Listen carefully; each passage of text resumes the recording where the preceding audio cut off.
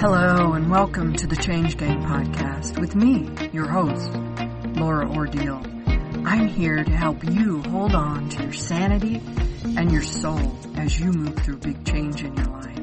I'm here to guide you, inform you, and hopefully help you to triumph over trauma and the long list of symptoms that come along with it. This podcast series is to bring knowledge, share stories, and open up conversation around hope for those of you that suffer with the difficulties that present themselves in your life, from diagnosed or undiagnosed trauma. Labeled or not, I know you need help, and so do those that have graciously taken the time to have these conversations with me. So let's get to it. Welcome to the week, Change Gang. I have a wonderful guest with me today, Kerry Madgwick, and we're talking about some of the work around trauma today, continuing the education, the encouragement, and just simple information that we hope is going to be useful for people out there. So welcome, Kerry. Thanks for being here with me today. Thank you so much for having me, Laura. I appreciate your time and you having me on your podcast, which is amazing. I've been listening to some of the previous episodes as you go through, and it's brilliant and amazing that you've got to 100 episodes, which is fabulous as well. Oh, thank you. Yes, that was a milestone. It snuck up on me and I thought, oh my goodness, should I do this amazing, incredible? And I was like, no, it's okay. I'm just going to do my thing and move forward and hopefully people will know that that's me. That's how I go. That's what's there. But we obviously met through the trauma work that we do in hypnosis.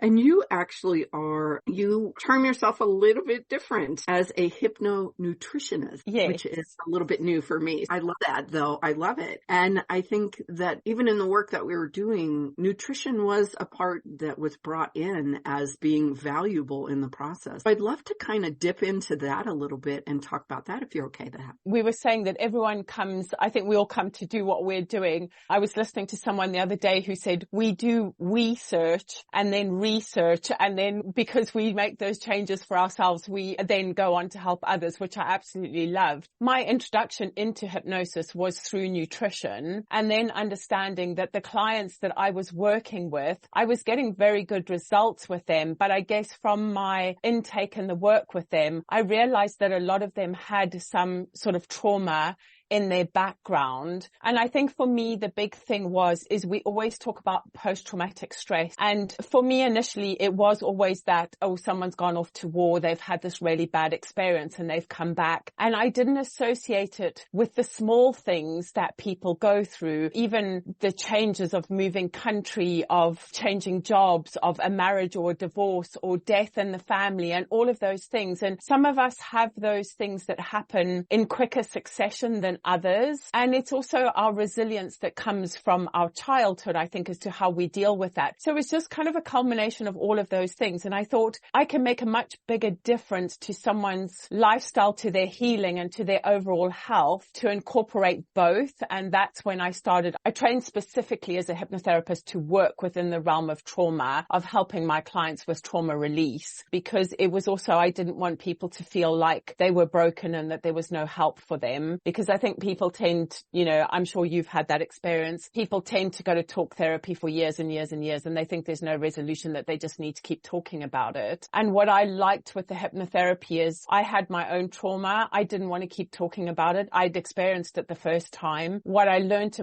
from Joe Dispenza about your neurons that fire together, wire together, was like, the more I talk about it, the more I'm embedding this in my subconscious, in how my brain works. And I don't want to do that. So that was where I found hypnosis was very helpful. And then I've explored various ways of dealing with that. And then, as you say, we met, through working with Sarah and just adding different aspects of that. I think we're always finding different ways that we can help our clients. I like to help my clients with things that are simple and easy and that actually work. So that's kind of where I came from, the nutrition background. Then I thought, I'm a hypnotist, I'm a nutritionist, and I help my clients with both things. I love that you brought up Joe Dispenza. He's great. He does have that amazing information with the mind and everything. And one of the things I always talk about is I bridge bridge the practical and the woo, because I think that it's important to know at all levels what we're working with and bring them all in to work together. And what you said is so key, at least for me. And I think if it's you and I that feel this way, that there's more people out there that I don't want to talk about it anymore, because I do feel like words are important. And the things that I'm saying, once you kind of get them out and you do say something out loud and it's done, you know, it's like, okay, I said it, and it's a little bit of a release. Continuing to have that conversation is continuing to dig that pathway in and entrench it into what's going on in our subconscious. And our subconscious absolutely loves repetition, because then it says, oh yeah, okay, I've got you. You keep talking about that. Let's stay there. In this case, we don't want that.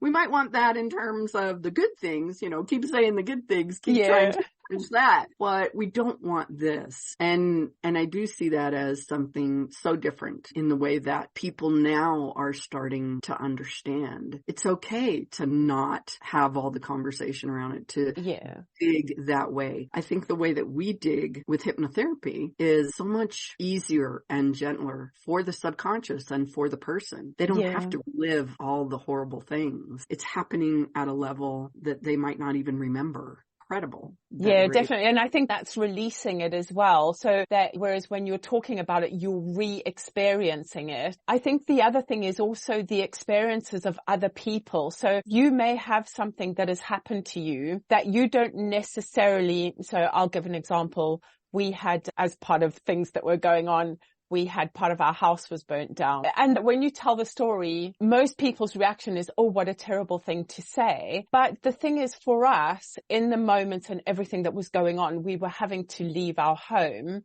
And actually the good that came out of that was we realized that things were just things. Yeah. So when you talk about that, people go, oh, how terrible. And then you feel that immediate, oh my God, this dreadful thing happened. But I don't feel that it's a dreadful thing. And I think sometimes then we take on board other people's opinions of their experiences of what they think it should be. And sometimes that kind of reintegrates the trauma, if that makes sense, instead of us just dealing with it. I think there's all those things. And with hypnosis, we can learn to release that, and then also to step back and know that it's happened and know that it's okay, and know that we can still be the person we were meant to be even with all of that, because we are the sum of our experiences and they get us to where we are, whether those are good, bad, however they are, they're just things that we've been through in our life. Yes. And isn't that interesting? And that's so true. You're right. I think about that all the time, because the experiences that we have sometimes can be so traumatic to other people. When you speak about it, but it was just your life. And it's whether you grew up with abuse, maybe you grew up around gangs, maybe you grew up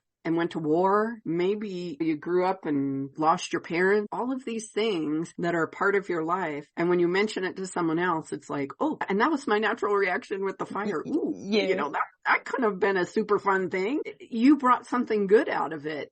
And for other people, when they hear those responses, all of a sudden it's almost like the subconscious goes, oh, that's supposed to be bad? Okay, hang on, you know. And there is actually probably a part of you in there that, as we deal with the regression work and some of that is stuck or dealing with that still. They're dealing with that particular incident, and eventually could cause issues for you, maybe is already causing issues for you, but we don't even recognize it until something in our life kind of comes up. Well, I was just going to say, I think that's a challenging thing about your subconscious mind, isn't it? We always say your mind is the most powerful thing you'll ever own and the most irritating, because sometimes it just gets stuck in this loop that it's going around, and because you're in the loop, you don't notice that you're there because it's just happening to you. Yeah, absolutely. And that's why I really wanted to do some of these podcasts in this particular way of doing them, is because people don't realize and don't understand. Someone listened to one of the podcasts already and they said, I didn't think I had trauma in my life. But listening to that, I realized there was some significant things that happened. And maybe some of the difficulties I'm having now are because of that. That me. You wouldn't think that when you're 2 years old and your parents divorce and there's all this fighting and there's this stuff that goes on, that was just something that happened in your life. It marked a trauma for you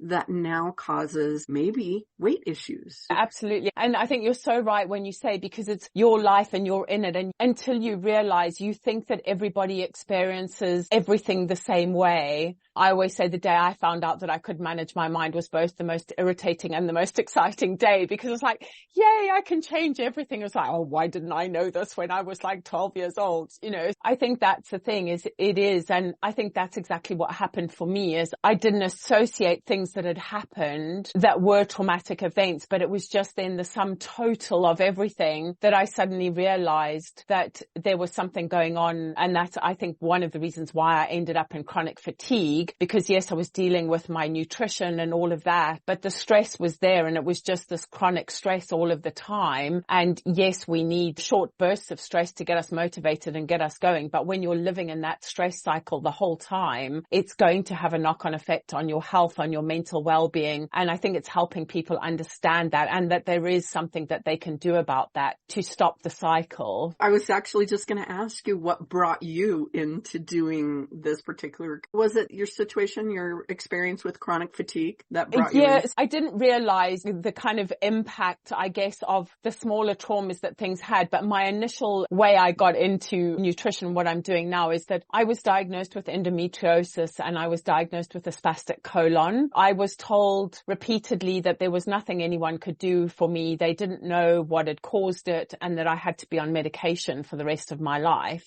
That didn't sit very well with me. It didn't feel comfortable for me that I had to take medication forever. To me, it should always be a short-term solution, not like the long-term sticky plaster. And a friend of mine was a pharmacist and she actually looked at the medication and she said to me, if I were you, I wouldn't take it. So that reinforced for me, obviously not being a doctor and not having any medical background, that was something that I shouldn't be doing. And so I just kind of went on a journey of exploring ways to heal. It wasn't easy and it took a long time. And I think along the way, that's kind of where another kind of small trauma happened in it. When someone's diagnosed with an illness and told basically there's no hope for you, you're never going to heal, you're always going to have these problems. And for me, it was lack of sleep. I was constantly in pain. I was sleeping maybe 2 to 3 hours a night. And when you're told that's it, you have to live with that, it's not a great place to be emotionally. And the longer it took for me to try and find a solution, obviously the worse I felt, the more stressed I got, the more ill I got. And it's just kind of this vicious cycle. And I then came across a professor who was talking about all of my symptoms, and he was talking about gut health and the importance of gut health. And I thought, I found something that works. And I started to follow his protocols and I found relief from all of my symptoms. Not completely disappeared, but for the first time in probably 10 years, I actually started to feel better. So I started to follow him, and that's when I went on to do my training. And I thought, if I'm in this situation, particularly with endometriosis, and I know it's one of those, I don't like to call it an illness or a disease, but it's one of those labels that people are given and told that there's nothing that you can do about it. And I thought, well, if I can do this and I can help myself to heal, then I can help others once I'm qualified. That's what got me on the route of that. But in the process of healing is when I ended up with chronic fatigue, trying to get out of the cycle of everything that was going on.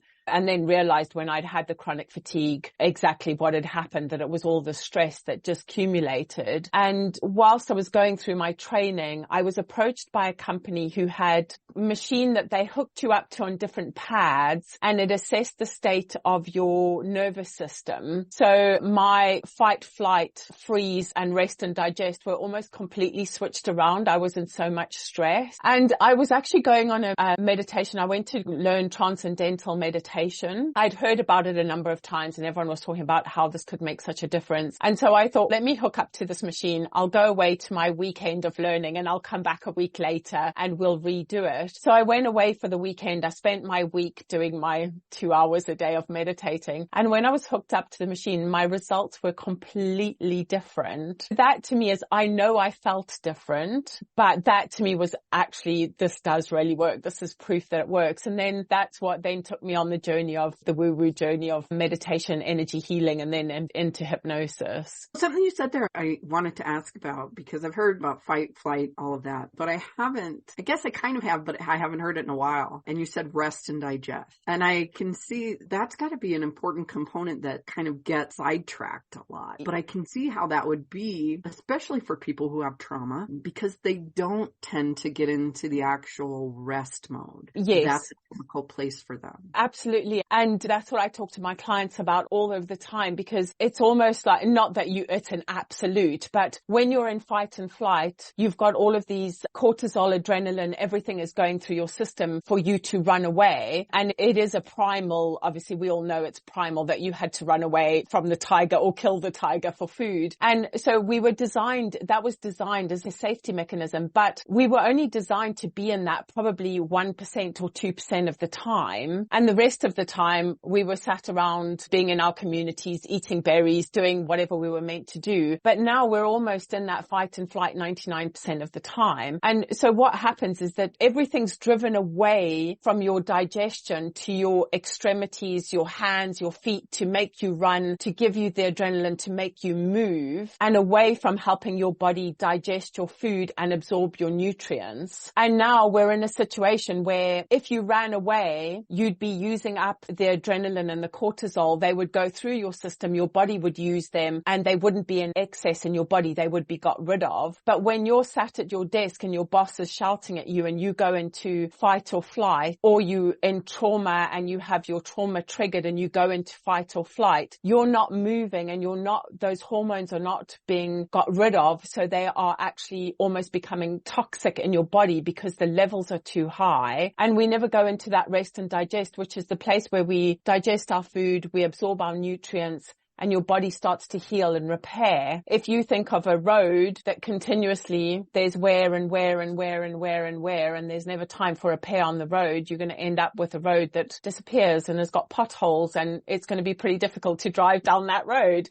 And that's exactly what happens with us, and our health starts to deteriorate. It just has this knock-on effect, and that's one of the reasons why I always think nutrition, and specifically your gut health, is so important when it comes to that, because a lot of our neurotransmitters are manufactured in our gut. So if your nutrition is good, that also has an impact on possibly how resilient you are. If you're in a traumatic situation, how you feel. So I always give the example of, if you had two people, one person had a really nutritious diet, they slept really well, and generally life was okay, and they had some really bad news, versus someone whose diet is not great, they're not sleeping, they're not in a good place, and they have exactly the same news. You're going to have two very different outcomes from those people because of their resilience and where they are. That's why I think that your diet, your gut health, your nutrition plays such an important part in helping clients to heal and to resolve that and to be more resilient going forwards.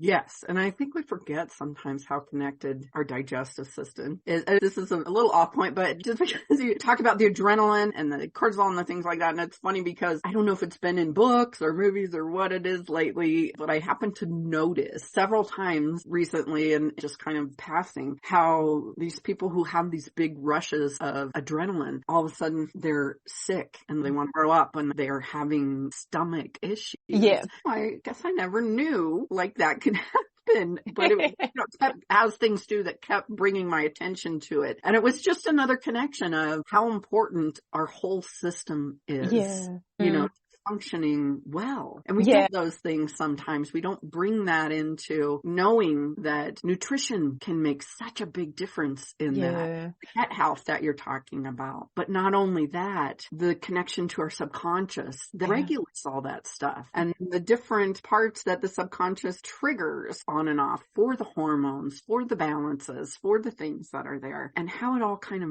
gels together. Going right. Yeah, definitely. And I think this is, you know, what people, I think because of the way, I guess, that Western medicine treats us, is that you have a sore stomach, take this, you have a headache, take this, you've got an ache, take this, instead of going, how are all of these things connected? And we certainly know that when we sometimes don't deal with trauma and we suppress trauma, that creates issues in the body as well. When you go to generational trauma, that is also passed down, because everything that where we come from is passed down from our families. It's passed down on from your mother and your father, and those cells are what create your cells and create you. So sometimes people are born with challenges, they have health challenges, they don't necessarily understand where they come from. And I think that's where kind of the whole understanding of we're all connected, you know, makes such a big difference, and it helps people to understand. And for me, it isn't about labeling, and I'm sure for you it isn't either. It's just about having that knowledge and understanding of, oh, this happened, yes, I can deal with it, and this is what I need to do in order to move forward. Yeah, no, labels are not, they go to the waste. I was talking to someone the other day, and in the conversation she kept saying, well, I wasn't officially diagnosed with this, or wasn't, and I stopped her and said, honestly, I don't care. I might make a note of the diagnosis, but it's kind of going to go on the shelf because that's not what's important to me. The label isn't important in way, shape,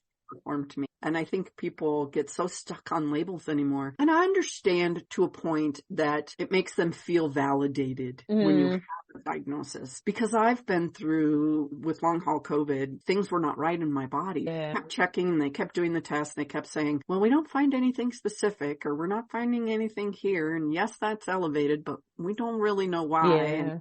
And to have people who you count on not saying, here's what it is and we can fix it, it's distressing to you. And so I understand the labeling process. However, I think it's gotten to the point where people use the label to determine how they're going to go forward in life. That part is so disheartening to me. It doesn't need to change who you are. One of the functional nutrition doctors that I did some work with, he said it's a diagnosis, not a prognosis. And that made a difference for me, because I think we can heal. You know, I think how many years ago people thought that your brain couldn't change, that once you were in adulthood, that was it, your brain was set and there was nothing you could do about it. Now we're learning all about neuroplasticity and how you can change everything, and you can think different thoughts and wire different pathways. And so I think this is the thing, is that, you know, things are changing so much, even when it comes to gut health. I think 10 years ago, I had a client who had skin issues, and I said, you need to resolve your gut health. And she looked at me like I was absolutely crazy. And I said, just trust me, I'll give you your money back if it doesn't work. And it worked, and she came back and she was absolutely amazed. And I think now more and more research is coming out about that. So I think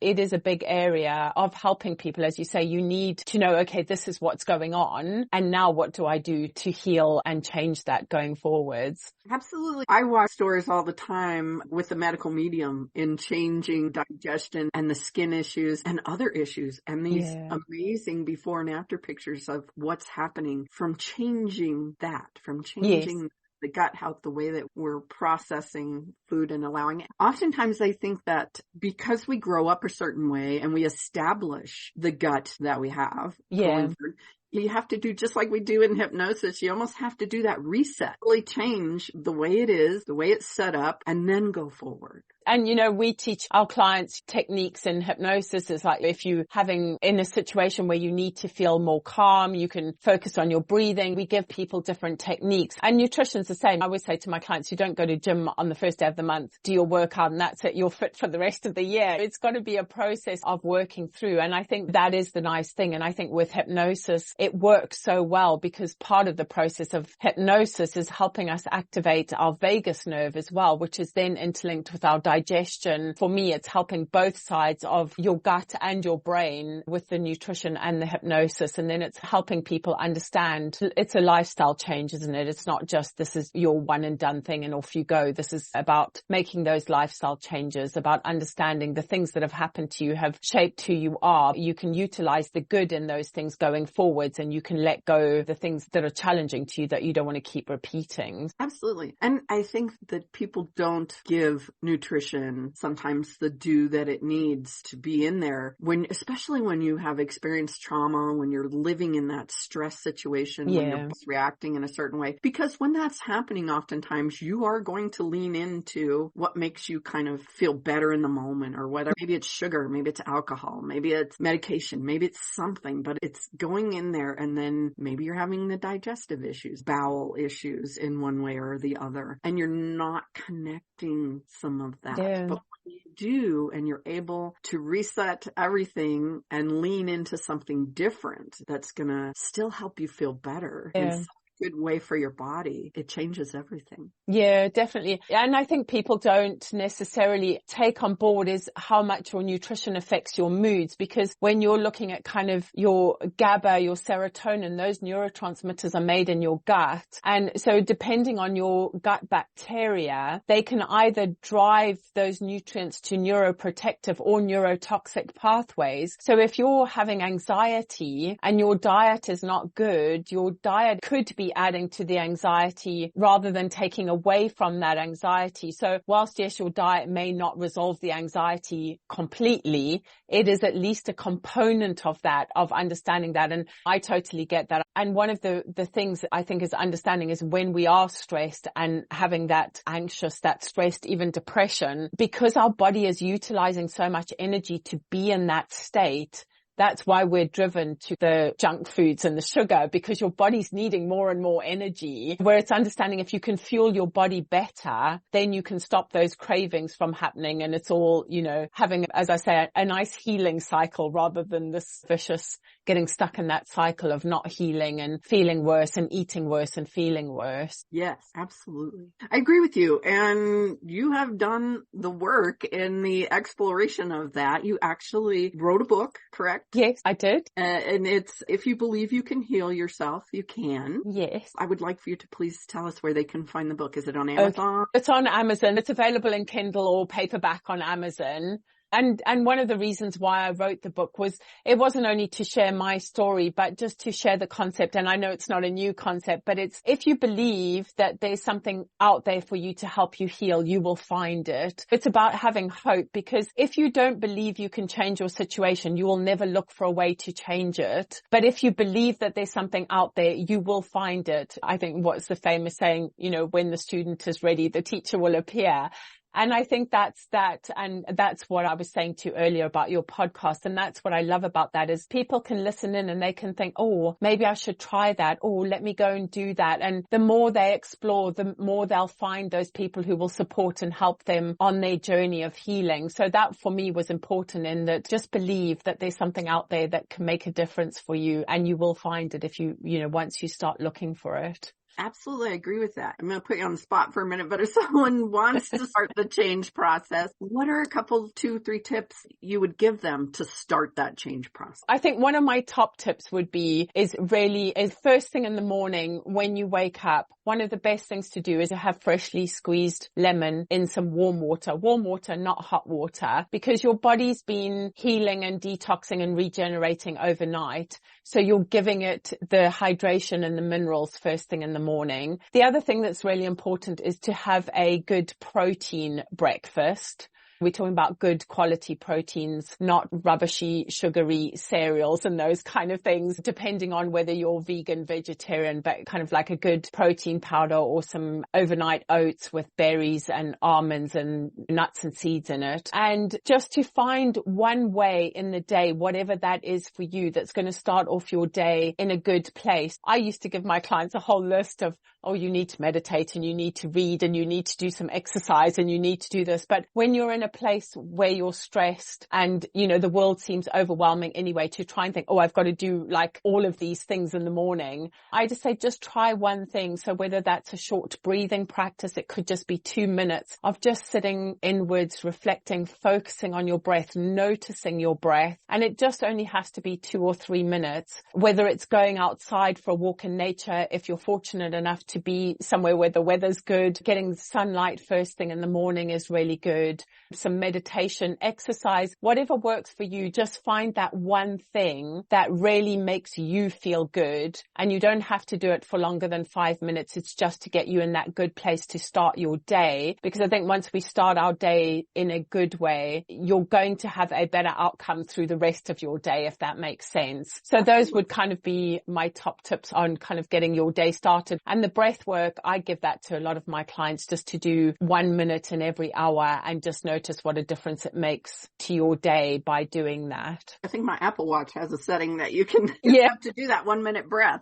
throughout. So that's a great thing. And use reminders. Use the things you have to remind yourself so that you get in the habit of that. Yeah, absolutely. I tell my clients, put it in your diary, whether that's an online diary or a paper diary, because that's how you're making a commitment to yourself to look after yourself. I was listening to someone the other day and he was saying, you are the CEO of you. It's your responsibility. So take care of yourself and put yourself first as well. I think so often we see that, don't we? Where we're always running around, doing things for everyone else. And you need to be in that good place to be able to give to other people. And it is just finding those, for me, simple, little, easy techniques like breathing. Your breath is with you all the time, so that those kind of things that work. Thank you. Thank you so much. I'm going to put everything in the show notes, but if you don't mind, what's the best place for people to come find you? The best place for me where I hang out mostly is on Instagram. My Instagram handle's at KerryM212. So I am on Facebook and LinkedIn, but I generally do tend to hang around on Instagram. There you go. Well, thank you so much for having this conversation with me. I appreciate that so much. You're very welcome. Thank you so much for having me on, Laura. It's been lovely to chat to you, and hopefully someone will get exactly what they need and be able to start their healing journey. Yes, that's my hope too. Absolutely. All right, Change Gang. There you go. I hope you head off into a wonderful week ahead, and I hope that you meet me right here, same time next week. Ciao. I hope today's episode was interesting and helpful to you in some way. If so, find someone to share it with. Maybe it will help them too. If you'd like to know more about anything discussed here today, you can find all the places to connect with me and the guest speakers in the show notes. Or go to lauraordile.com, LauraOrdile.com, and you can reach out to me there. Until next time, ask when you need help, be kind to yourself, and have a happy day.